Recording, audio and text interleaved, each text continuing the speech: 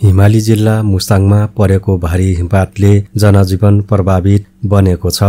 मुस्ताङको उपल्लो क्षेत्र लमङठाङ, कोरलानाका, छोसर र मुक्तिनाथ क्षेत्रमा मंगलबार बिहानैदेखि बाक्लो हिमपात भएको जिल्ला प्रशासन कार्यालय मुस्ताङले जनाएको छ।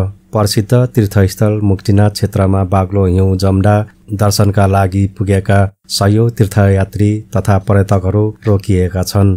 मौसममा आएको आकस्मिक बदलीसँगै जिल्ला प्रशासन कार्यालय मुस्ताङले सोमबार एक सूचना जारी गर्दै उच्च हिमाली क्षेत्रका पदमार्गहरू यात्रा नगर्न र नगराउन सर्वसाधारणलाई आग्रह गरेको छ।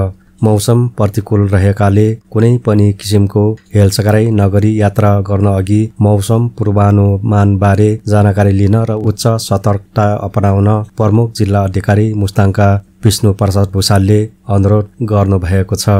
हिमपातका कारण जमसोम मुक्तिनाथ सडक खण्डमा अत्याधिक जोखिम बढेको यातायात व्यवसायी रेशम रोकामगरले बताउनुभयो।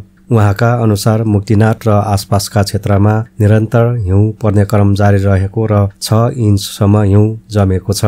जल तथा मौसम विज्ञान विभागले कार्तिक 10 देखि 12 गतेसम्म उच्च हिमाली क्षेत्रमा वर्षा र भारी हिमपातको सम्भावना रहेकाले आवश्यक सतर्कता अपनाउन सर्वसाधारण तथा सरकारवाला निकायहरूलाई आग्रह गरिएको छ।